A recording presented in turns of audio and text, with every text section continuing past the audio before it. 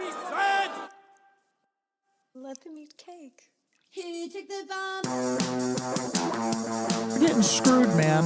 Every time we turn around, we're getting screwed. Oh, the revolution's going to be through podcasting for sure. That's the only way we talk. It's the little guys that take the brunt of everything. It's got to stop. Peasants, man. We're just peasants. Every one of us. You watch those old movies, you see the peasants in the background with the kings and queens walking around. We're those people. We're those people.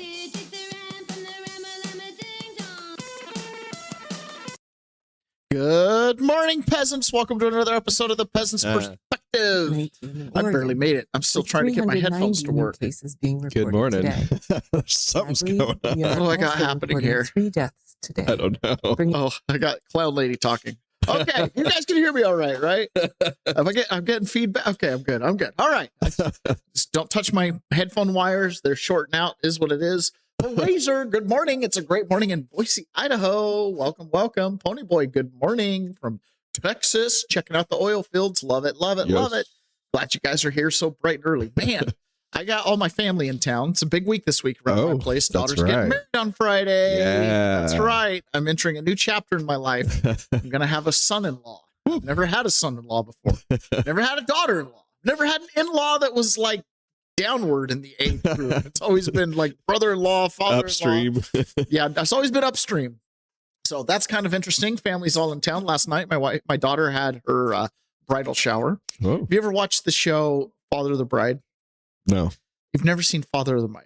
I've never heard of it. Oh my goodness. My wife's watched it 4,000 times. I can't believe you've not even heard of it, let alone watched it. It's a very cute show. But there's a scene in the show where his daughter comes back from Rome. She just spent a summer in Rome. And that's nice. Met a man and she fell in love. And so she's sitting at the dinner table telling Steve Martin, her dad, that, she met this man and they're going to get married. Anyways, he sees her as a little like 5-6-year-old girl being like, and then we were in Rome and it was so pretty and we decided we're going to get married. That's how I look at my daughter. I just think my little 3-4-year-old girl with her little toy guitar wanting to do little shows in the front room. And she's like, I'm getting married. So yesterday she had her bridal shower. That's awkward for a father. So I decided to break the ice and joke about Magic Mike coming to the bridal shower, And anyways, but her friends, young millennials, of course, made it awkward for me because I thought there was something there that was to blush about. And I don't even know what it is or care. All I know is it's very awkward to be like, that's this is a great time for married. You. Huh? This is a great time for you. Yeah, this is a great time for me. We went out with all the boys, had to take all the kids out, all the boys out to hamburgers while the bridal shower was going on. And we actually left the future son-in-law back home. I think he was like hanging out in the RV. I'm like, did we just have his party without him?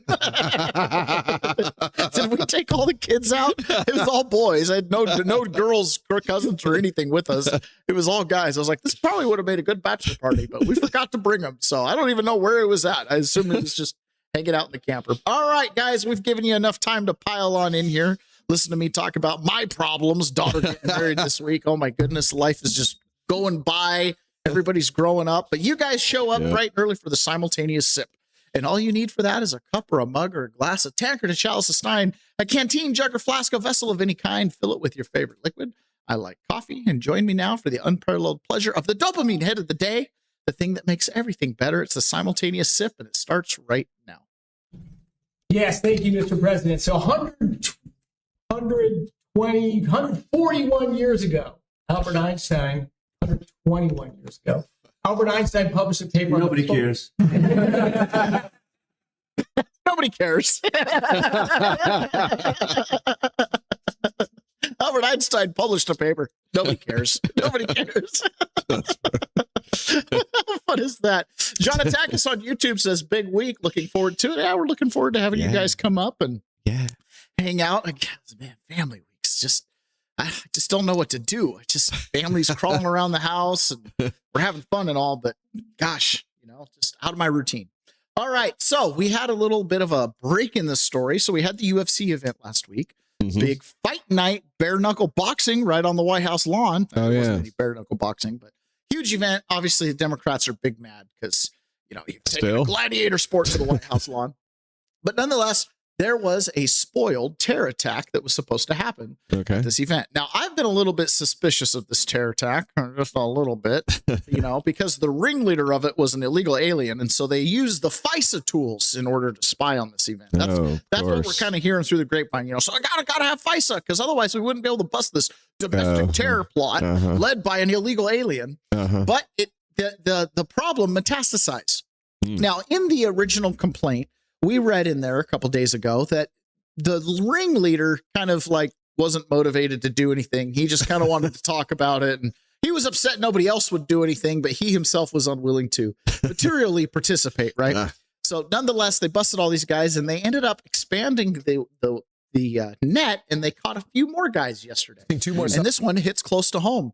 A local Belfair resident is now wrapped up in this. Suspects in connection with the planned attack at the White House at that UFC event. Lucas Tomlinson is live at the White House with the details for us. Hey, Lucas. Good morning, Ainsley. That's right. 2 more men have been arrested by the FBI, this time in Missouri and Washington State, threatening to murder people at President Trump's UFC event right here at the White House on June 14th. That also coincided with Flag Day, the Army's birthday, and President Trump's birthday. Now, newly unsealed court records identified Jordan Rinker and William Faulkner, not to be confused with the great American author, as defendants 6 and 7 in what authorities say have become a mass casualty attack. Could have. Prosecutors allege the plot called for explosive-laden drones to strike near the White House before sniper teams opened fire on attendees. Investigators say Rinker played a supporting role, accepting $1,200 from alleged ringleader Abraham Alvarez, transferred a pump-action shotgun, discussing carrying explosive-laden drones, using a 3D printer to produce drone components, and seeking explosive materials. Now, a total of 7 men have been arrested in connection with the plot of bringing havoc here to the White House to disrupt that UFC fight card and attack fans leaving the event.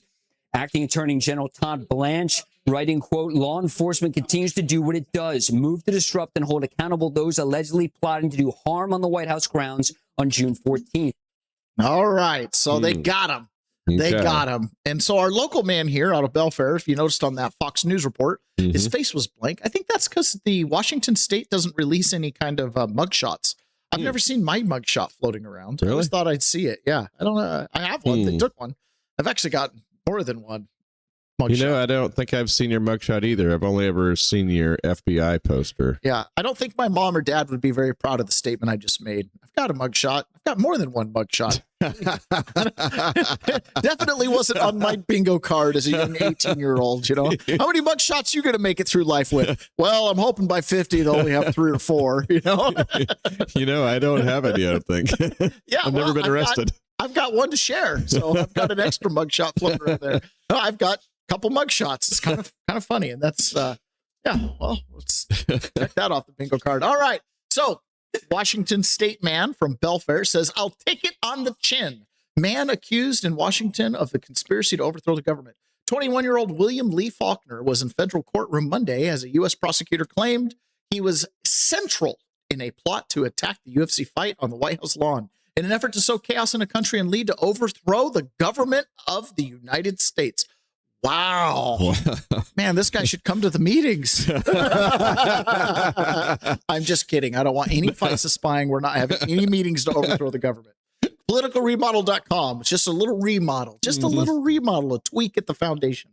Faulkner was arrested Friday morning by Mason County Sheriff's deputies while traveling, according to U.S. Attorney Neil Floyd. If it wasn't for the intervention of law enforcement, I do believe they could have carried out maybe not the plans they had ultimately hoped to achieve, but certainly they could have caused a mass casualty event. That's kind of an interesting statement. Well, this one probably wouldn't have worked out for them, but if they just kept chipping away at it.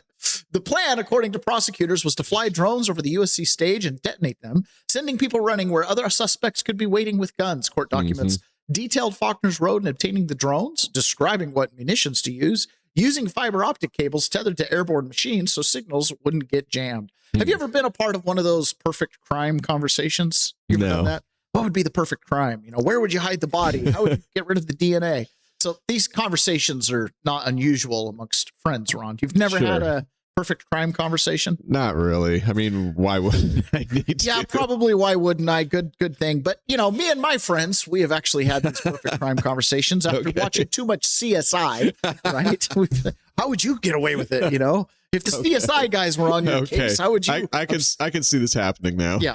I mean, there's screenwriters that make a living writing perfect crime situations. It can't be that big of a deal. It should be protected under the First Amendment. Nonetheless, I've been a part of these perfect crime situations.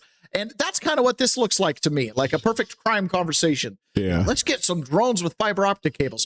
Ron, I've been around drones for a little while. I've yet to see a drone available at Best Buy that has fiber optic cables. I'm pretty sure those are industrial war complex only. Yeah, Ukraine special edition. Yeah, not for recreational use. Big pain in the butt. A drone that runs like a kite? I don't think so. I don't think so. So nonetheless, he said, let's say $250 a drone. Again, impossibility. There are no drones that can do what he needs to do for $250. If you want 5 drones, that would be $1,200 plus shipping, which I'm assuming is supposed to be shipping, from my contact who I've known since middle school and used to run guns and drugs with this guy. Sounds like he's already over his budget. I love this. I've known since middle school and used to run guns and drugs with this guy. Solid dude. That sounds like in prison. The good white guys, the arsonists, the burglars, the forgers, the good guys, unlike the pedophiles. Those are the bad guys. But nonetheless, he's a solid dude. Read a group chat message that prosecutors alleges from Faulkner.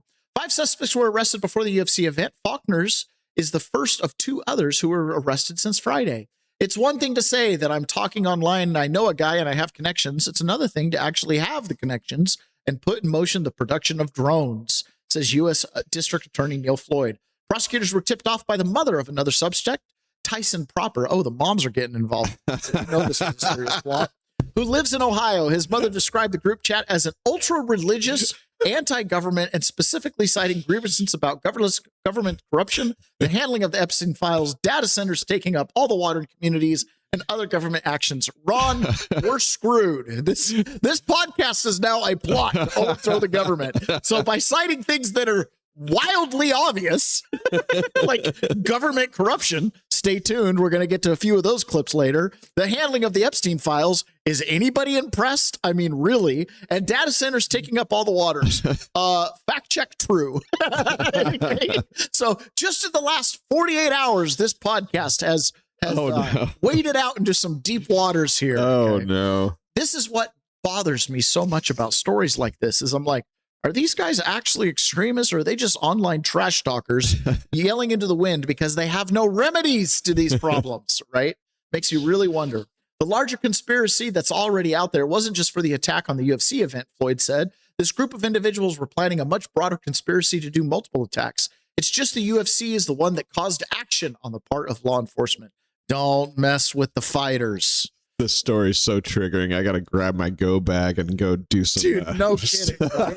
These guys are upset at government corruption, the handling of the Epstein files, and data centers taking up all the water. Wow, that sounds like a clickbait headline there. Are you just trying to get tags and SEO terms in there to make sure the world knows don't object to these things, or you will be guilty of overthrowing the government? Geez. For that reason, Floyd said it was important that the FBI arrest Faulkner ahead of the U.S. government. Mm-hmm. According to court documents, Faulkner reacted to the arrests of multiple other suspects in an Instagram message with someone outside the group. My Moss got picked up. He's in custody, one message said. In the article I sent you, it mentioned the involvement of everyone but me and the people you already know because we took precautions, read another message. The day after the message sent, Faulkner was arrested. Prosecutors say Faulkner was only in the group chat for about a week. It was a wild ride. A week that I was in that group chat. I went from just looking for a conspiracy theory and find some people to talk to about data centers eating up all the too much water. And next thing you know, I was under federal indictment for attempt to overthrow the government in a terror plot. Wow. How things can change. I've been trying to figure out what he's guilty of, and it sounds like he's really guilty of doing some 3D printing. He's guilty of being in a group chat. Yeah. Right. It's one thing to talk about drones. It's another thing to put production into motion. Did he actually have production, or did he show up this week? That's what I'm talking about. If he 3D printed like some World of Warcraft thing, they were like, there you go. Look at the plans he's got here. Again, you guys, I understand. A terror plot in the UFC, absolutely ridiculous. Let's step back for just a second. This guy showed up in the group chat a week ago, and now he's got terrorism charges. He's a really good planner. And this guy might be after my own heart just a little bit. So he goes, he says he's only in the group chat for about a week, but says he was, quote, all in. On the front, the prosecutors are now investigating other forms of possible communication. U.S. Court Magistrate Grady Leopold ruled that Faulkner be held in custody before his trial due to the severity of the allegations. That sucks. Pre-trial confinement, which means you're pretty much locked in the box the whole time. In making his case for release, Faulkner said, I am aware of the seriousness of the charges and said, I will take it on the chin. Whatever happens, happens. All right. Okay. Well, apparently he's a listener of the show. Listen, I am super careful about what I post online now. Okay. Super careful. I try to make it all highly political, as incendiary as possible, but no group chats, all on public X boards. I really got to be careful about what you say in these private groups. Honestly, truly, just as a great example, he showed up a week ago, guys. Yeah. This plot was already in motion. I'm sure they had a couple of FBI handlers and, agents inside the chat. And this guy, however he got sucked in there, was all in. And now you're going to find out what all in really means. So you really got to keep your mouth shut when it comes to data centers, the Epstein files, and government corruption. You just do not want to tread on these topics. Speaking of government corruption, our conspiracy theorist in chief, J.D. Vance, thinks that they finally might get around to getting rid of some of these deep state guys and prosecuting people. I absolutely want to see indictments, Maria. Look, of course, you got to have the law. All right. Well, that's anti-government sentiment right now, because the people you want to indict are government workers. Oh, wait a minute. No, that's only for the plebes that get arrested for this kind of sentiment. Follow the facts here. You don't just indict people to indict people. You indict people because they broke the law. But if you look at what Tulsi and Kash or we're in a group chat Patel have revealed in the last couple of weeks, I don't know how anybody can look at that and say that there wasn't aggressive violations of the law. What they basically did is they defrauded the American people in order to take Hillary Clinton's presidential campaign talking points and turn them into intelligence by defrauding the American people, defrauding the intelligence agencies, lying about what the intel said.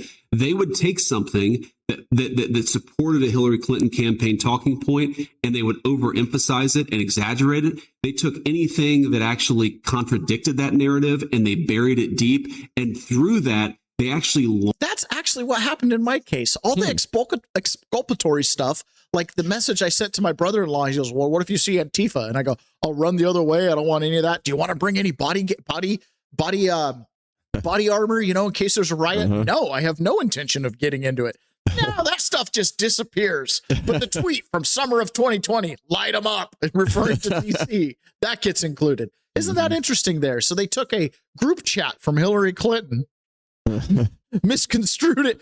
You guys see the insanity with this here? It's kind of like, But nonetheless, hey, hopefully we get some accountability. Let's go back in time on this clip. Actually contradicted that narrative and they buried it deep. And through that, they actually laundered Hillary Clinton's presidential campaign talking points through the American intelligence services. That's a violation of the people's trust. That's a violation of what our intelligence services should be doing. And I absolutely think they broke the law. And you're going to see a lot of people get indicted for that.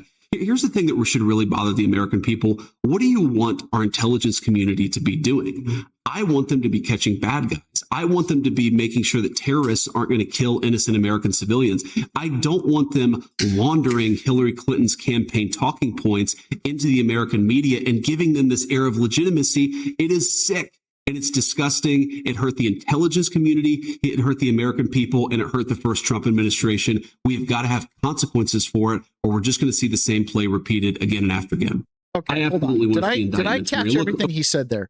They want the intelligence agencies to go after potential real terrorists like these UFC bomb plotters, not after deep state politicians. Yeah. But we need to go after the politicians who went after politicians. Right? Is that what I'm picking up here? Yeah. We really want the intelligence agency focused outward on the people. We can't ever have them turn around and come after one of our own again. So we've got to punish them this time round. That's kind of what I heard there. I'm just, don't, I mean, not that I'm saying the government's corrupt, because I would never do that in a public setting. Okay. I don't want to be on their radar for pointing anything out, but it does sound a little bit sketchy, right? I mean, it's a little weird. Now, Bill Pulte finally made his way over to ODNI, and ABC News is singing a tune. Bill Pulte, the acting director of national intelligence, had promised to make hundreds of cuts. And this morning, sources tell us those firings are now underway. Now, it is not clear how many jobs are going to be affected, but sources say the National Counterterrorism Center is likely to be hit hard. Pulte, who just took over the role last week, today's actually his second full day on the job, is a Trump loyalist with zero intelligence experience. But the president has made clear he wants him to slash jobs at the agency. And Trump says he thinks Pulte is actually better able to make these cuts because he's in the role temporarily. Trump saying he's less shackled to do this. Now, Democrats and many Republicans have strongly opposed Pulte being in this role, even for the short term. And they've tried to prevent this. All of this and these cuts are sure to be a topic of conversation when the president meets tomorrow with Senate Republicans, Michael. Yeah, the whole thing makes you shake your head, Mary. And we're also learning, hold on, they're asking for nearly $80 billion. I think my favorite part is having the ex-football player. The whole thing makes you shake your head, really. Yeah. It's pretty fun. So Bill Pulte's on the job. He's firing deep state actors. I don't know what you could be possibly firing them for. I mean, I doubt they have any group chats or anything that show what they've been up to. I mean, oh my goodness. This is just one of those days, this mornings, where I woke up and I read the news and I read the story about our friend down in Belfair, and I'm just like, I'm missing something here. I'm missing something here. Where is he going to get a hold of fiber optic connected drones for $250 a piece? I don't know. Because the prosecutor put in the statement saying it's one thing to like put it into production. Where? Well, Where does the guy in Belfair that's put what I was talking about. I'm imagining drones? I'm imagining that he printed something on his 3D printer, and that's what they're calling the production. I saw the pictures of the other guys. Yeah. I don't think they're the kind of guys that have a 3D printer that's doing much. You know, these guys look more like 2A aficionados than 3D printer people. But again, it's just another one of those. Like, I mean, when I see, well, this is what they're opposed to: government corruption, cover up of the Epstein files, and data centers stealing water. Okay, so they're MAGA, they're American. Like, I don't understand here. Like, this is, are these sentiments bad? Is it the shit talking online? Like, I'm sorry, I'm not convinced this guy had a source for $250 drones that are fiber optic connected out of Belfair. I'm not convinced. Now, I am pretty certain that a troll could come onto a group chat in Telegram or Signal, whatever app you're using, and could come, oh yeah, I know a guy. I used to run guns and drugs with him. You know what I mean? Like, that to me sounds a little bit more plausible. Something like, my uncle used to know Barry Seals. Yeah. Okay. Okay. Again, I'm coming at this from, I've seen it. I've seen what the prosecution, the United States government, said about me. I've seen the way they manipulated things in my life. Like, it's a bad thing he's an Eagle Scout. You know, it's a bad thing that he's from a middle class and has never faced socioeconomic struggles. Screw you. I've faced socioeconomic struggles. I picked myself up by the bootstraps. You know what I mean? But no, yes, this crime was not caused because I needed to steal a loaf of bread for my kids. You know what I'm saying? Valjean. Hold it against me. Oh my goodness. But that's the kind of thing. They take everything and they twist it upside down. So I'm not confident in this UFC bomb plot. To me, it goes right along with FISA reauthorization. The ringleader was a Mexican national, and the whole thing just smacks out inside job. This thing has been prepped. You're still targeting middle America. You know, you're based on the mug shots from these guys. To me, they look like right-wing adjacent. Trying to justify these tools that they use against us all the time. They're black-pilled millennials is what they look like, right? They're black-pilled millennials. There's no jobs. There's no way they can afford a house. They're iced out of the dating market because they're essentially useless males in our society. And they see corruption all around them. The walls are tumbling down.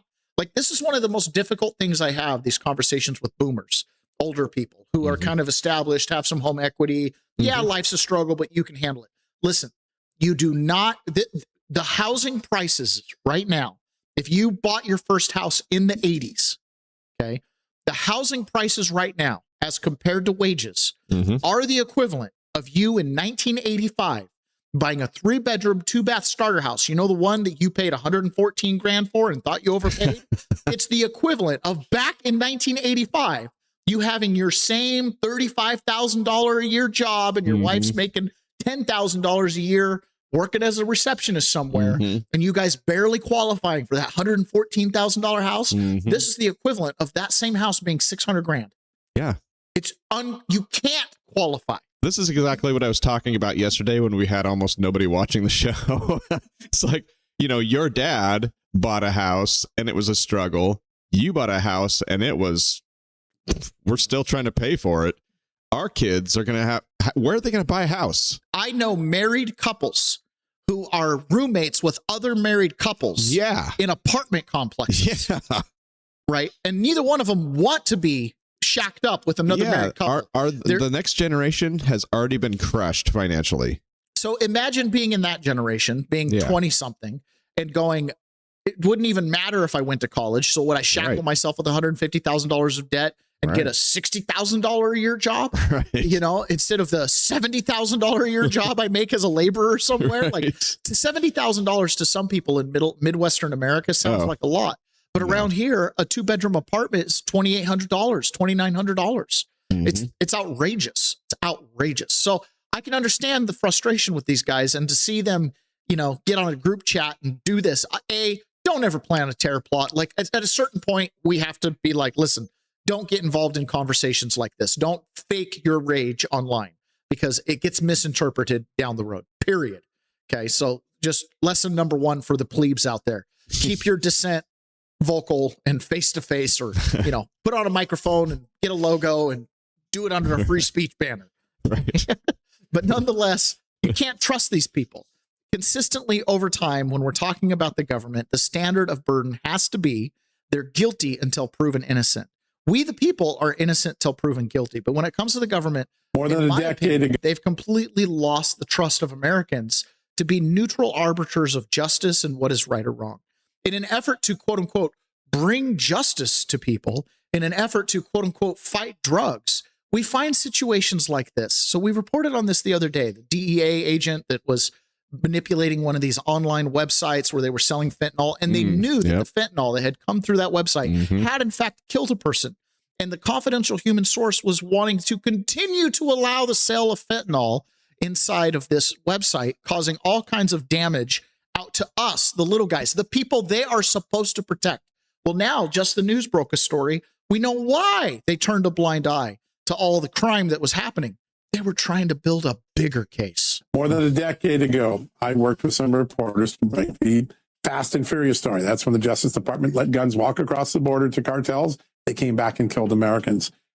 Today, a DEA agent in New Mexico revealed that a similar circumstance occurred with fentanyl, that during the Biden years, the U.S. attorney in New Mexico authorized letting hundreds of thousands of deadly fentanyl pills go onto the streets of New Mexico and potentially lead to deaths there. In just a few minutes, we're going to bring on the lawyer for that DEA agent. He's a familiar face of Whistleblower Center's own Tristan Levitt. We're going to get to that more, but a fast and furious of fentanyl seems to be emerging on the scandal horizon. More than hundreds of thousands of pills, rather than be interdicted, rather than take out the people who they knew had touched those pills, they allowed them out on the street in an effort to, quote, build a bigger case. And they know deaths occurred. A U.S. attorney who took an oath to the Constitution allowed that to happen, Ron. It's funny, isn't it? I don't even know what to say. We shouldn't know what to say. Just don't say it in an online group chat. Okay. We shouldn't know what to say. You shouldn't have to say anything. It should just reinforce the point. Hey, maybe those guys trying to bomb that UFC event, maybe they were, you know, onto something. Maybe we should just let them bomb the event so we can make a bigger case. The thing that really I struggle with this topic, and I'm not trying to be a terrorist sympathizer here by any means, but it is very concerning. It is very concerning in America, where oftentimes our concerns, the problems we see with government, are the same problems that BLM or Antifa or the Boogaloo Boys or, you know, some far-ring neo-Nazi group, we all see the same problems. And politicians seem absolutely feckless in trying to fix them. I'll never understand why we can't pass the Save America Act, We could flush a lot of this stuff out. 85% of America might be happy with the outcome of elections if we actually believed in their legitimacy. Yeah. And the cat can't get out of the bag, because remember, the left for quite a few years was talking about election fraud and, these stodgy country club Republicans, they can't win an election. And they were, there was a literal documentary made with what's her name up in Minnesota? Whitmer? No, Klobuchar. Oh. Amy Klobuchar and Kamala Harris were both in it, talking about machine fraud and the electrical fraud, in the machine, in the elections. 2020 happens, whoop, zip their lips. You know what I mean? But yet you told your followers for years. There's a lot of people that were very upset at Hillary Clinton because they felt like Bernie Sanders got the nomination in 2016 stolen from him by Hillary Clinton. Right? What's up with that story? You think Democrats just forgot? I know a lot of them did. They just put their masks on. Shut up. Okay. Speaking of which, last night I was at a restaurant. Yeah. Just a hamburger shop. Grubhub locally. Yeah. Shout out to Grubhub. Free advertising. So Grubhub, and these people walked in with masks on. I'm like, it's like 80 degrees outside. It's like the most beautiful summer day we ever have here. It's 2026, people. These guys are walking in with masks on, and they were like making sure they were nice and tight around their nose. I wanted to say to them, like, are you guys sick? Because if you guys are sick, those masks are not going to protect us from you. That's what I wanted to say to them when they walked in the door. And you're not being protected from us, by the way. You know what I mean? Like, okay, so let's continue on here. So Fox News has another scandal that's happened, and this goes on with the California stuff happening with Gavin Newsom. So Fox News put out a little quick report explaining a little bit about this scandal that's happening with Gavin Newsom and his wife and how they're under investigation. And it does turn out this investigation started in 2022. Out of the Hill newspaper in Washington, D.C., it reports Democrat insiders are now worried the Justice Department probing California Governor Gavin Newsom's inner circle, including his wife's taxes and her nonprofits, that it's going to hurt his run for the White House. The probe was triggered by whistleblowers in California in 2022 under Joe Biden. Joining us now, Fox News My View with Lara Trump host Lara Trump. We're happy we got the technical difficulties figured out with Lara earlier, along with Fox News contributor Joe Concha. Thanks so much for coming on. Joe, first to you. What do you make of the Hill newspaper here? I think that this is very serious for Gavin Newsom, Elizabeth and Laura, because you look at polling, for example. The last four that I've seen, it's Gavin Newsom trailing Kamala Harris, who isn't exactly, the Caitlin Clark of presidential candidates, by 22 points, 19 points, 17 points, 18 points. And then you hear about these investigations where, again, $340 million in donations from wealthy donors, special interests, some of which receive preferential treatment, and millions of dollars in state contracts, all in being propped up or propping up the political activities of Jennifer Newsom. This Daily Mail investigation, by the way, also another one, found that she was paying herself, Jennifer Newsom was, since 2012, $3.7 million to run this charity. So this smells bad, it looks bad, and Gavin Newsom certainly going in the wrong direction because, again, when you have the highest poverty, tax, unemployment rate in the country, and oh, by the way, you've only rebuilt two homes in the Malibu and Palisades areas, there's not a record to run on, and right now there's not a lot of integrity, it seems to be there either, as far as the way he's run his administration, and his wife for that matter. What Joe just said, it's sort of like pulling the thread on a massive Democrat machine of Lara, that where they think this stuff that they do, the way the state is run, is normal. And to what Joe said, Gavin Newsom got special interest groups to donate over $340 million to Newsom's pet projects. More than $4.4 million went to his wife's nonprofit. This is California's controversial behested payment system. What do you make of this? I mean, Steve Hilton calls it literally corruption in plain sight. He's running for governor. And as Joe pointed out, some of the donations came from corporations. Some of the donations came from corporations. Do you remember back when we were listening to the fundraising event for Byron Donalds, and the guy says, if you're not invested in Byron Donalds' business, you'll need to do that so you can be a shareholder and you can have access to the state of Florida's CEO, future governor, and have your voice be heard. This is the same thing. It's just on the Democrat side of it, right? Taking money from wealthy donors, taking from what I understand the story has, and if I'm wrong, I'm wrong, but from what I understand, there was some government, grants that were given to these nonprofits, She's taking $3.7 million a year in salary out of these things. Yeah. That is a lot of money. You know, it's amazing to see the good that my wife can do with her nonprofit with just literally a few $1,000s. Right. The idea of dumping $340 million on a nonprofit and being like, good luck. It's like, I don't know about that. Yeah. That smells like corruption. But, you know, I'm not going to say that in the group chat. That's definitely not going to come up. Elon Musk even reminds us that this whole nonprofit NGO thing, it's just a breeding ground for fraud. What we saw there is just a tremendous amount of money being sent to non-governmental organizations. But actually, this, by the way, is I think one of the biggest sources of fraud in the world is government-funded non-governmental organizations. This is a gigantic fraud loophole where the government can give money to an NGO, and then there are no controls over that NGO. So they've given billions of dollars. In fact, we estimate tens of billions of dollars to NGOs that are essentially scams. Yeah, and we don't want our intelligence agencies looking at that. Okay. Some of this stuff just feels like, duh. Like, yeah, there's no accountability for it, and there's most of it's a big duh. Dude, it's sketchy as all get out, man. It's sketchy as all get out. So this Iran conflict, we've been kind of running in the fog on this thing. I mean, every day we talk a little bit about Iran because it's a huge deal. You know, it's like the whole world economy's got this choke point in the Strait of Hormuz. And every day it's like, is the blockade open or is it closed? Are they letting ships out at night or are they not? You know, are the Iranians coming to the table to talk or are they not? Are they saying that we're going to enrich uranium no matter what you think, or are they not? Like, we're getting completely mixed signals. Yeah. Well, this memorandum of understanding for peace has been signed. The negotiations in Switzerland apparently went well. And yesterday I casually said, I think the Iranians walked out of the meeting. And there was reporting on all of the major channels that the Iranians had gotten up and walked out of the meeting with JD Vance and it was over. Apparently, all of that reporting was totally fake news, according to JD Vance. What happened? No, I mean, I trust me, I've spent a lot of time dealing with the Iranians over the last few months. Sometimes I find them extremely confusing as negotiators. But look, we had a little press conference. They obviously don't quite have the same First Amendment protections in Iran that we have in the United States of America. We talked to you guys and then had a series of really good meetings. What I did find kind of funny is that after that initial meeting, there was this, sort of social media firestorm where everybody said the Iranians are going to leave. And then we proceeded to talk to them for like the next 9 hours. So I would just encourage the media, mistrust a little bit what you see coming out of Iranian social media. They can be confusing negotiators, but we feel like we're making progress. Thank you, guys. Take care. So they walked out after 9 hours of meeting.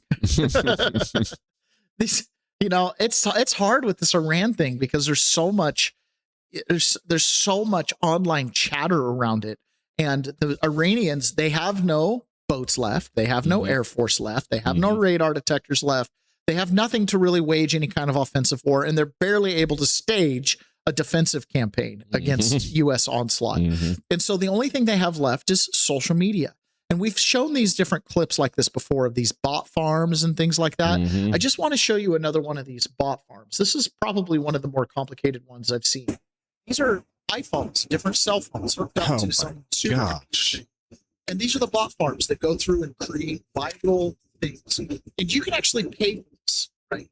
You can actually pay for services to promote your different posts and things like that. You don't pay for it through X or Facebook. You go to these third-party sites and they will give you, 50,000 likes in a matter of minutes, and that'll help your posts and things like that get into the algorithm. Well, nefarious actors around the world understand how to use these bot farms and to great effect. Anna Paulina Luna was on with Officer Tatum, and she talked about these foreign influence campaigns. This is a real thing that's happening inside of our social media ecosystem. A lot of the news that becomes viral and a lot of these different parts of the story are oftentimes being pushed by these different nefarious actors. Care or be concerned about foreign influence on social media and with social media personalities? Well, first of all, you saw my line of questioning the other day with Secretary Rubio. He came into foreign affairs. That's my purview of jurisdiction for one of the committees that I'm on. So for those that might not know, our job in Congress is not just voting and writing legislation or engaging in the election process. It is all, or the legislation process, but it's also, for example, if you oversee budget, appropriations. In my purview of authority, I have foreign affairs, which handles everything under the purview of the State Department. So, i.e., peace deals, negotiations, foreign aid, all of that. And then also to House Oversight, which conducts the congressional investigations, usually largely focusing on public corruption, et cetera. So specifically on the foreign influence aspect, there is no question. And I think regardless of party affiliation, anyone will tell you that because of the fact that we have this very unique thing called the First Amendment here, that there are foreign countries that are engaging in using that First Amendment to launch massive psyops and propaganda campaigns against the American people. Now, there's a big difference if you just fundamentally disagree on policy. You can even look back into really the difference between Democrats and Republicans going back to the 60s. It wasn't as divided and vitriol as it is today. And what I will say is largely what's contributed to that is two things. One is social media and the lack of actual face-to-face interaction and kind of these keyboard warriors on the internet, which I'm sure, you as well as any other person who really does have a profile or following will understand what we're talking about. And then also to the aspect of we have seen there's been evidence of bot farms. I've actually posted a lot of this, bot farms being run out of specifically China that might target specific policies or people. So like the next time you're arguing on the internet, just ensure that you're not arguing with the bot farm specifically. It does seem that the bot farms are more active on places like X that tries to drive up the engagement for certain postings. And what we're finding is that let's say that you have a position like in myself that doesn't want to continue the war in Ukraine, right? So like I've been advocating for peace, opening up with diplomatic talks, et cetera. Well, you might have, a pro-war perspective on both sides, whether it's here in Washington with special interests funding the war or making money off of it, or different governments that would benefit from the war continuing. And so what they'll do is they'll take postings, they'll hit them with bot accounts in an effort to try to convince the American people that you need to continue it and here's why, thus driving up the engagement and then making it a topic of discussion when in actuality, in organic form, it's not organic.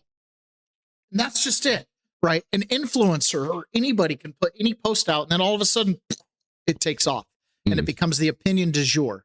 Right, the opinion of the day, and it's happening from foreign actors that can just jump these posts, that can juice the algorithm, so to speak. So it's something to be very conscientious of as an influencer myself, with all 60 people streaming here on Rumble. Right, we have to be really careful because you can get yourself. I talked about this with Tucker Carlson and stuff. Right, as they depart mainstream media, their audience becomes more niche. It's exclusively an X listening audience, and that audience takes on certain characteristics. And to keep engagement, if a bot farm, let's say Qataris are funding some bot farm, every time Tucker Carlson says something negative about Israel, those posts, those clips go viral. So what's the feedback Tucker Carlson is get? This is what my audience wants. And no matter how hard you try to say a neutral arbiter, you're like, well, this is what the audience wants. We have a couple clips, right? We posted some of the stuff about our friend Daryl Doggs down at the county auditor's office. I don't know if I should call him our friend, but nonetheless, Daryl Doggs, right? And we posted on the Take Back My County channel, and it's got 10 followers. It's got like no followers, but yet I get 100+ views on that out of 10 followers. If all of my followers watched my videos every day, this show would look a lot bigger. You know what I'm saying? And so it's like one of those things. Well, this is what the people want. And maybe they do. Maybe there always is that controversy sells, right? But at the same time, what if I opened up that clip and I saw that it had tens of thousands of views? We'd be doing that story every day for the next month. That would be the natural response that a podcast would give to it, right? I suppose so. And so it can just go. Gonzo Johnny says influencers only exist because people have no clue who they are or what they stand for. Good morning. I agree with that. I agree with that, right?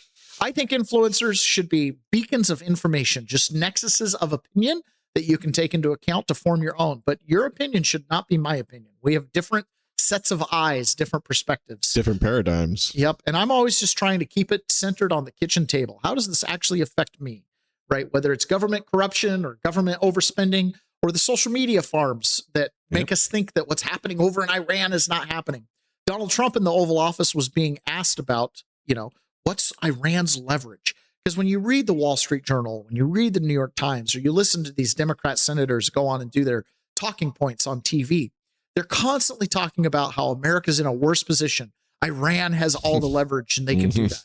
And Trump was asked this in the Oval Office about Iran's leverage. And Trump brought it back down to the real world. Iran does not abide by the MOU. Are you still willing? What I didn't say it would cause a depression. I said it could cause a depression, right? And I said that I don't want to be Herbert Hoover. That's a president I don't want to be, because he was in charge during the Great Depression.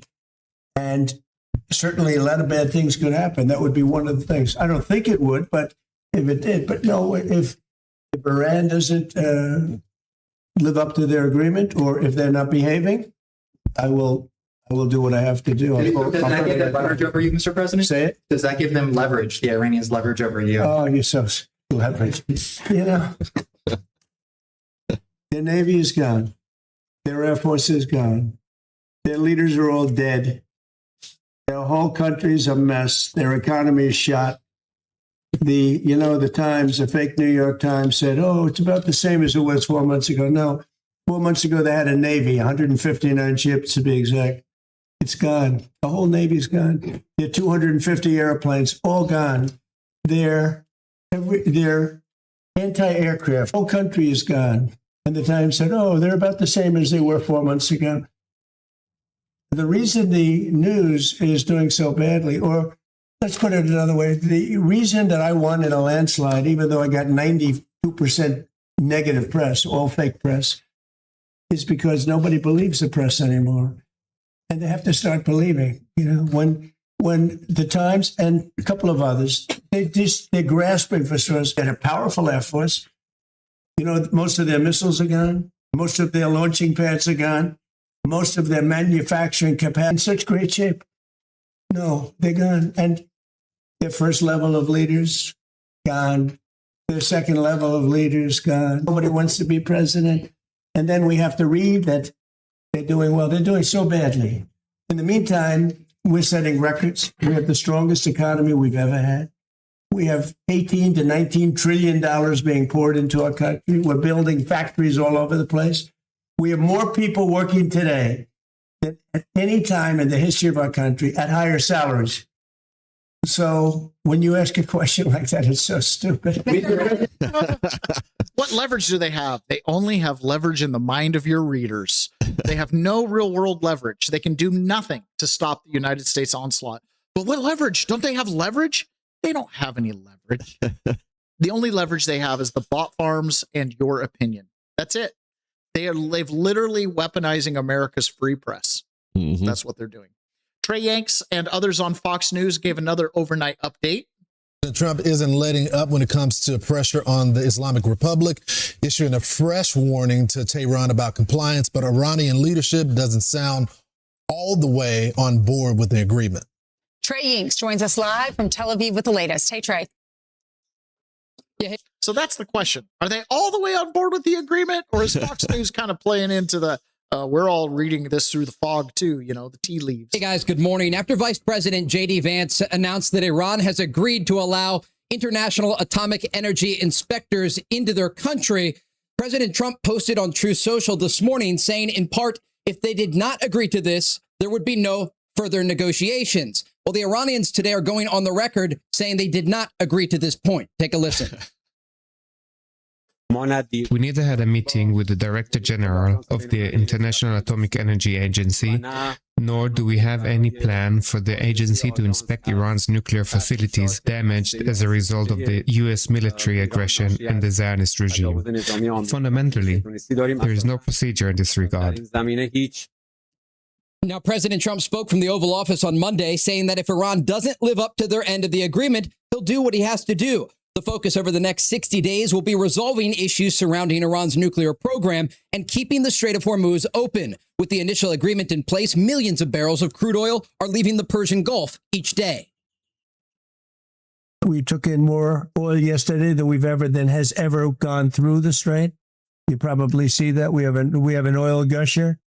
The Strait is totally open. You know that, and we're negotiating. We'll see how that all goes. But we have two things. We have an open strait, and we have a country that will never have a nuclear weapon. Will never, ever have a nuclear weapon. On Monday, the U.S. Treasury authorized Iranian oil sales, temporarily waiving long-placed sanctions against the Iranian regime. The sanctions relief will be controlled by the United States, and unfrozen money Iran receives in the future would be used to purchase food and medical supplies for the Iranian people, according to President Trump. Now, there is this other broad issue of Lebanon and the exchange of fire between Israel and Hezbollah. The Israelis today targeted a cell of Hezbollah gunmen in the southern part of Lebanon. They say they had intelligence that these militants were planning an attack against their forces. Guys? Wow. So, Trey, that is pretty big. If they deny right away that there's inspections, and one of the first things J.D. Vance said is they've agreed to bring back the IAEA, and we made a call at 2 o'clock in the morning and nobody picked up. How could they be in the same meeting and divert and have a divergent view on something as fundamental as that? Yeah, it's a great question because it raises other questions, not just about their nuclear program and their willingness to make these serious commitments. Yeah, it is a great question. Up till now, it seems like the American side seems to kind of just nudge its way to our preferred conclusion, and the Iranians are just kind of like playing talking point basketball, you know what I mean? Like pickleball. It's kind of no nuclear inspections, but you just signed a paper saying nuclear inspections. Well, yeah, but we got to set an appointment first. That's what I heard from his press conference. Carolyn Levitt emphasized the fact on Fox News. She's back from her maternity leave, by the way. She emphasized on Fox News that Donald Trump is only going to do a deal that's good for the American people. President Trump has been implementing good economic policy for the year and a half he's been in office. He's slashing regulation. He's cutting taxes. He is unleashing American energy dominance, which did bring down the gas and oil prices in this country. Of course, he's been upfront with the American people and recognizing what's going on with Iran has been a short, temporary disruption. But, however, as the memorandum of understanding was recently signed, we have seen oil prices fall just as President Trump said that they would, and they will. They will fall back to the levels they were before Iran began. But it's very important to our nation, our national security, and the American people that the rogue Iranian regime was never allowed to obtain a nuclear weapon. President Trump has been very clear about that for decades. Anyone who voted for him understands that. And so now we're in this 60-day negotiating period at the direction of the president, headed up by the vice president, Special Envoy Witkoff, Jared Kushner.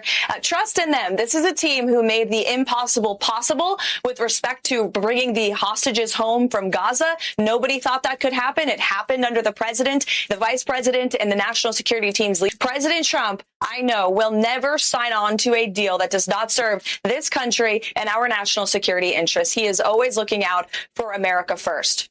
And that, I think, is the one thing about Donald Trump that we can be pretty confident of, is he's going to sign a deal that's good for the American people, one way or the other.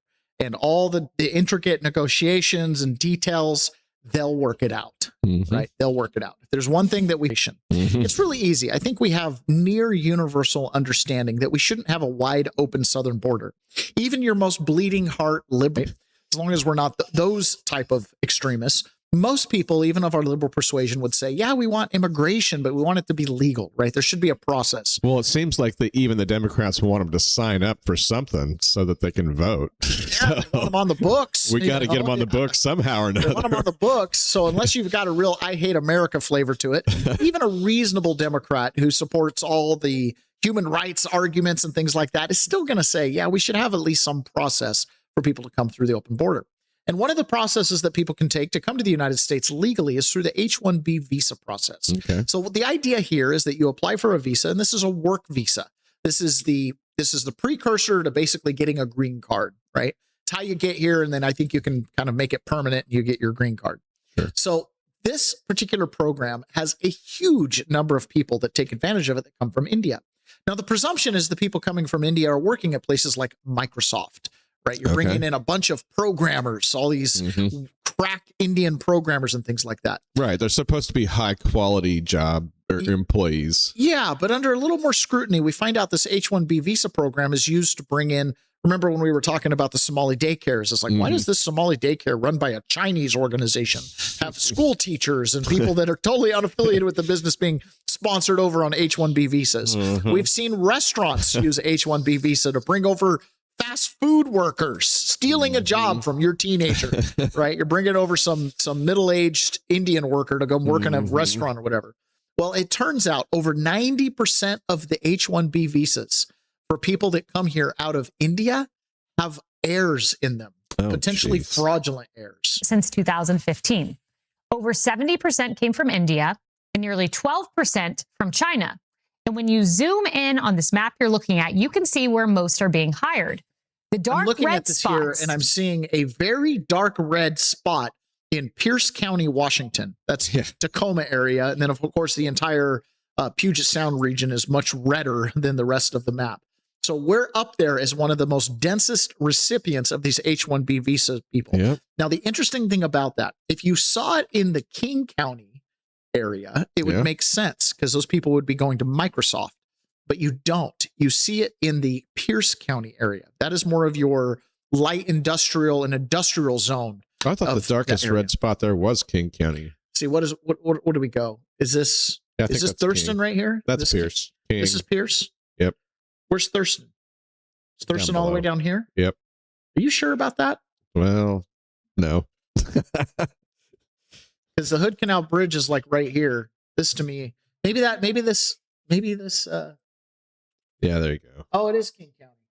Well, disregard that. They are all going to Microsoft. But nonetheless, let's continue here. show a high density of H-1B visa holders. And now we're learning more about the fraud within the program.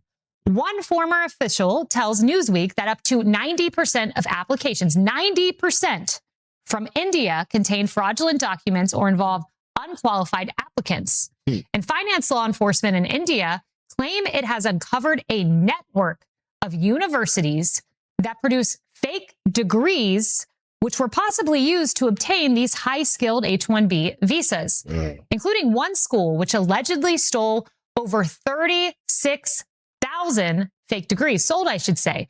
It cost as little as $1,400 for one of those. And while these are supposed to be high-skilled employees, during almost all of Biden's time in office, 83% got junior or entry-level positions. And now Texas is taking action, cracking down on those abusing the program.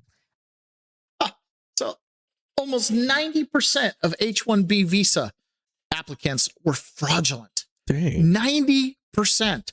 Maybe we should just get rid of the program entirely. What do you think, Ron? Yeah, I think that'd be a good start. So this, and you can go read about India specifically doing this. And it's something like 90% of the applicants coming from India are all coming from the same family group. Like it's basically an extended family, but it's all Patels coming over, right? These are like hotel workers. What a delight. As I traveled across the country, I don't think I stayed in any hotels that were not owned by a Patel, by the way. It's like they're starting to become just ubiquitous in the hotel industry. But that is a stunning number. 90% are fraudulent, right? People are trying to get into this country, both for economic reasons, they want to come get a job, and for nefarious reasons. This is Mark Wayne Mullins talking about how Iran, country that we're in conflict with right now, during this World Cup, they've got a team here playing, right? The other day I was at Buffalo Wild Wings doing my Sunday lunch deal, and they had the Iran-Belgian game playing. Like, why are we watching this? It's like, what are we doing here? We have no interest in either of these countries.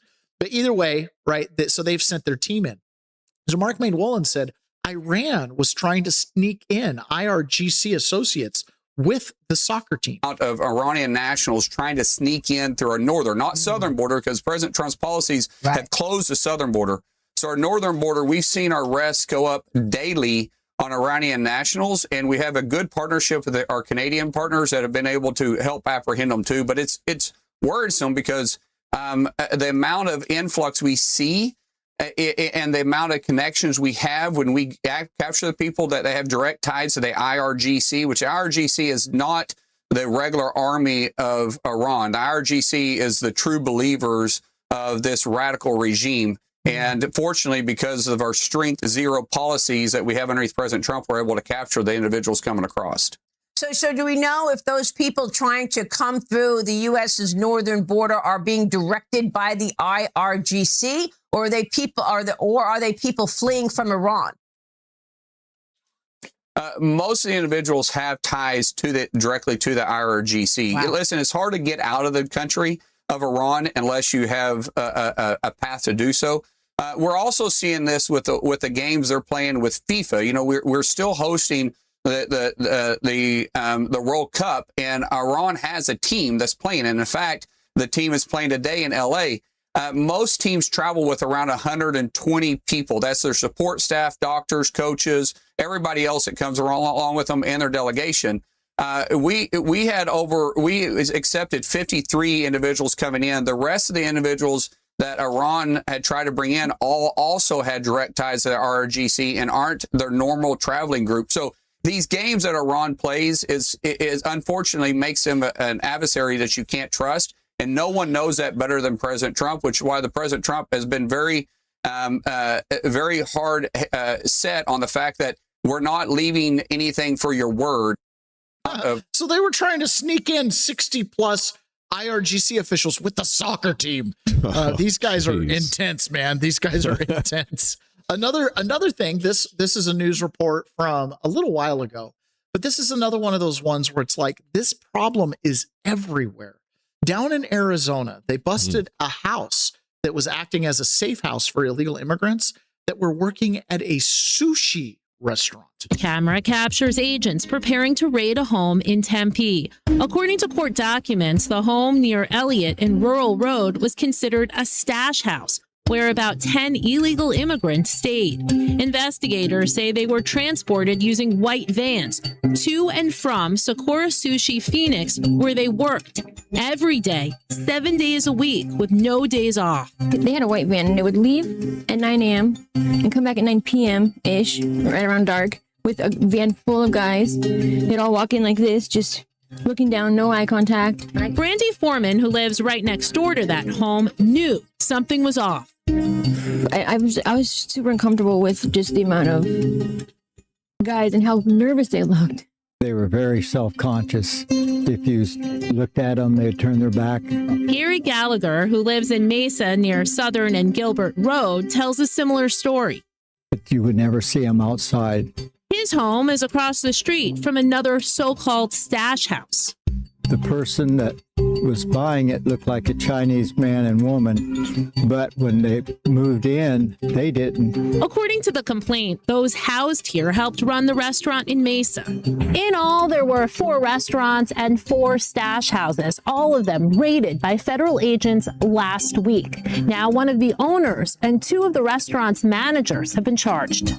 The complaint notes one of the owners, Young Lao, was born in China and has been a naturalized U.S. citizen for more than a decade. Agents going undercover at that Phoenix restaurant, noticing Chinese employees directed tasks and work of the employees of Hispanic ethnicity, and the Hispanic employees had limited interactions with customers. Yeah, it was pretty standard. We had this former ICE agent review the complaint. He asked that we not share his name. It is bigger than, your usual cases involving worksite enforcement. It appears ICE began investigating back in March, but court documents show neighbors called Tempe police with concerns back in 2023 and 20. So it took them 3.5 years to get around to this. That's 3.5 years, 365 days a year. 12-hour work shifts that this continued after they got tipped off. A local sushi restaurant owned by Chinese with Hispanic labor. So you have the confluence of China fraud, illegal immigration coming out. It's got a little bit of something for everybody here. Now, do you think that this sushi restaurant supported this entire enterprise? I have a feeling the sushi restaurant was a front for other money laundering as well. That's just my suspicion. 2024. Tempe police said their patrol squad attempted to gain intel, but were not able to establish any probable cause. Gilbert police were also... But the California rolls were fire that day. also alerted in May of last year. They told Arizona's Family Investigates what was reported was not criminal activity, and there was no mention of immigration. Neighbors of these houses thankful action was taken. I was thinking, finally, someone's doing something about this, because I definitely was concerned. It's in your neighborhoods. It's at your local sushi restaurant. It is a huge problem. But I'm not saying the government's corrupt. I'm not saying they turn a blind eye to this stuff. I would never say that in a group chat. Okay. Never do that in a group chat. And the problem goes on. Right now, these are national stories. We're pulling them from all over the country. But there's a common theme here. Nonprofits breed fraud. The government tries to cover for itself. Everything that we put in place to protect us, our entire immigration system can be gamed. You know what? Our education system gets gamed too. Here's another stunning story of ghost students in California. Now, this is a national problem. Our friend, listener, Doug Wyatt, was sharing with me one time in Baltimore City. The Fox News, the local Fox News channel out there, did some investigative reporting a few years ago. And they found that the local Baltimore high school had 1,000 students that were on the rolls that were ghost students, never attended class. But the school collected the funding for each one of those students. So, you know, the school gets $13,000 a year per student. They were getting 1,000 students payments with no students to teach. This sounds like fraud. Yes, so that was in Baltimore, and that was a good decade plus ago. This is still going on, and it stretches all the way to California. So we literally go coast to coast with this exact same problem. Opened it up. Within 2 minutes, all of the spots were taken. So the professor thought he had a really hot class that he was going to be offering. It turns out only 2 of the students enrolled in the class were real. The rest were fake, and that was from Minnesota. What is going 50 students, 48 fake students, 2 real students. on? Ghost students? Yeah, I mean, on your show before, I've said that I'm never surprised by how low these fraudsters are willing to sink to take money out of the pockets of American citizens. This one actually did surprise me. We have turned education in this country into a piggy bank for the worst people you can imagine. And the Biden administration did nothing about this. Nothing for 4 years. Secretary McMahon has been one of the most important anti-fraud warriors in the entire federal government. She's partnered with the task force to shut this down. Just in the last couple of months, they've already blocked $150 million of fraudulent loans from going out the door. They've discovered other loans that the Biden administration let out the door to the tunes of tens of millions of dollars that we are going to prevent people from ever getting again. And this is why it was so important for President Trump to put the vice president in charge of this task force, because we can amass the resources of the whole federal government, including at the Department of Education, using high-tech mechanisms to automatically detect fraud, harnessing the power of American technological innovation to shut this down and keep money where it belongs, in the pockets of hardworking American citizens. You know, you'd think when I go onto certain websites, it makes me do like a little thing where I have to put the puzzle place over some, you know, cryptically picture that the computer can't read. Yep. It's like, you think you could just do that with student loan applications. You know, are you a robot? No. I mean, you think that alone would probably prevent a lot of this, right? You got fake universities in India giving out fake degrees, qualifying Indians to get H-1B visas for jobs here in America that don't exist. You have Chinese that are buying up businesses and real estate, stashing Hispanics. You have student loans that are going to non-existent ghost students. Gosh, Ron, how much worse could it get? What if some of the people involved in this kind of fraud, immigration fraud, education fraud, were actually involved in violent crimes that resulted in death? How would you like it if your child attended a school in Illinois that had a teacher that was an illegal immigrant, had a expired visa, still worked at the school, by the way, and then she provided material support to Tren de Agua gang members? Would that be cool? National helped 2 alleged members of the violent Tren de Aragua gang acting as a getaway driver after a deadly house party shooting that left 3 people dead. The 2 alleged gunmen have since been deported, but critics say Chicago's sanctuary policies allowed the suspect to slip through the cracks after local authorities released her from jail without notifying ICE. Border czar Tom Homan joins us in moments on this. But first, senior correspondent Mike Tobin is reporting live out of Chicago. He's got the exclusive for us. Mike. And Sandra, Immigration and Customs Enforcement now has in custody this former Illinois high school teacher who they say assisted a Tren de Aragua mass shooting, and it gets more complicated from there. Giovanna Mercedes Moreno Ochapinte, 32 years old, first entered the U.S. in October of 2021 with the visa waiver program, but she was supposed to leave January 2nd, 2022, and she overstayed her visa. Skip forward to December 2nd, 2024, when the Department of Homeland Security says she drove 2 gunmen affiliated with a Venezuelan gang, Tren de Aragua, to a house party in the Gage Park area of Chicago, where they allegedly opened fire. 3 people were killed, several others injured. Federal authorities say Moreno Ochapinte also helped the gunman flee the scene. Ochapinte, I should say. The 2 men she allegedly drove to the scene also helped the gunman flee the scene. Ochapinte, I should say. The 2 men she allegedly drove to the scene and helped escape, Ricardo Grandillo Padilla and Edward Martinez Sermeno, have both been arrested and deported. Chicago police arrested this former teacher December 5th, 2025. Federal authorities say she had weapons in her car at the time of the arrest.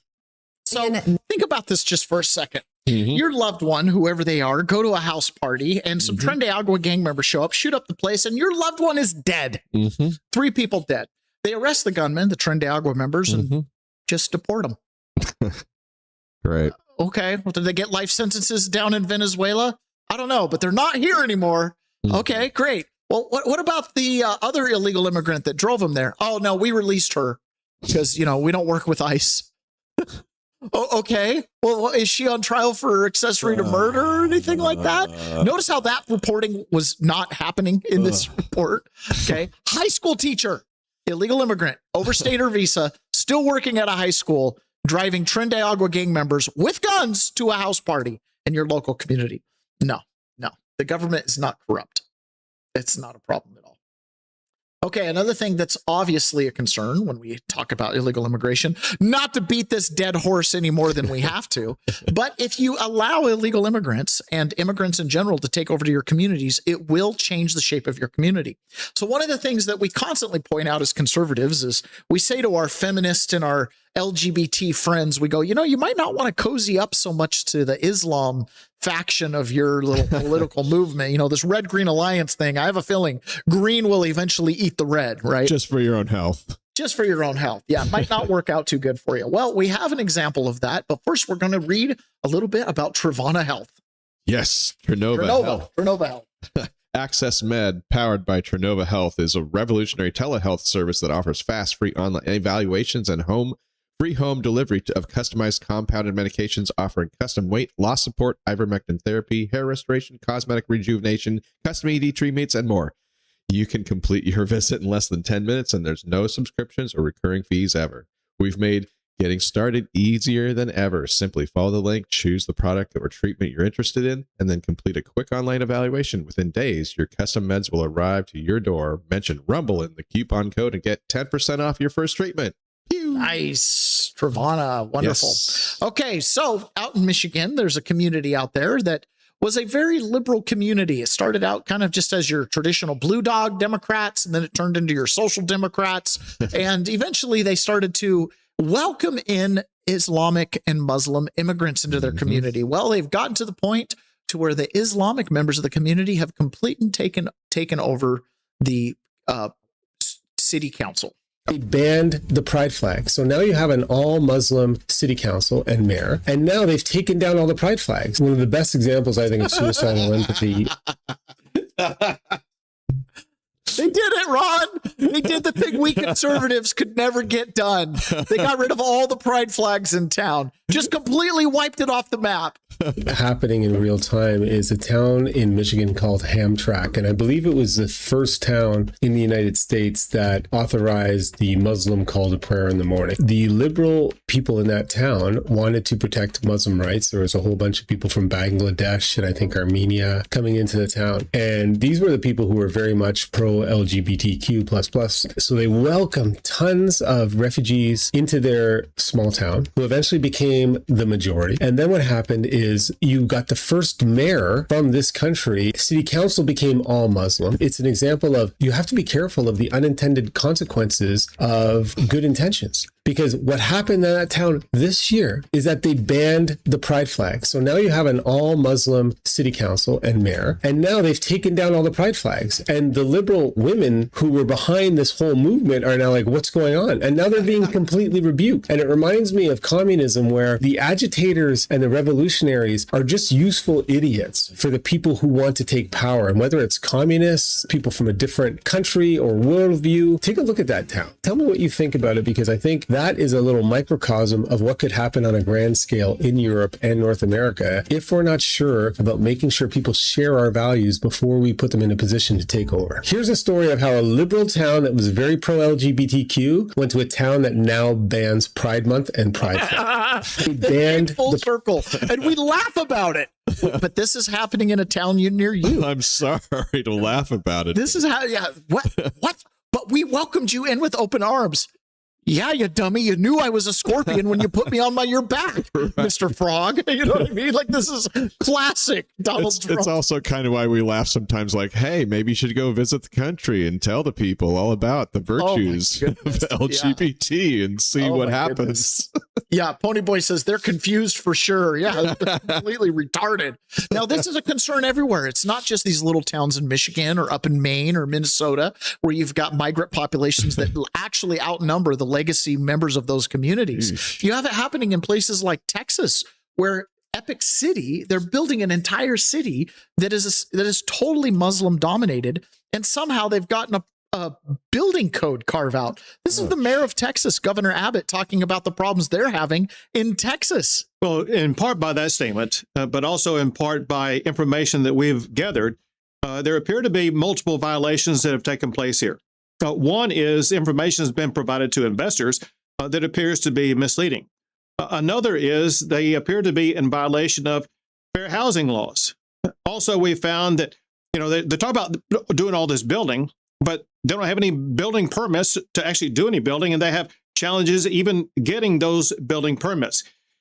Believe this or not, we've even received information that they may have been conducting a funeral home without legal authority. Bottom line, Laura, is that there so many questions arose, especially information that we received, that led us to need to call the elite Texas Rangers to conduct a criminal investigation to find out if criminal laws in Texas have been violated. Well, of course they have. Of course they have. You've got an illegal funeral home. You've got illegal building. You've got illegal fundraising. And Texas is like, we're going to call in the elite investigators. They're doing it right in front of you. Like, they don't even care. They've reached a majority point. They're like, sure, come into our neighborhood, bang down a door or two. Now we outnumber you. You can't come for all of us. This is the scary part. So, government's not corrupt. Oh, was that me? Did I just disappear from the sound? So the government's not corrupt, or is it? The government isn't hiding Epstein files, or is it? And what was the other one that those boys were concerned with? Epstein files and government corruption. And what was the third one? I don't know. Either way, don't say it in a chat. Don't say it in a chat.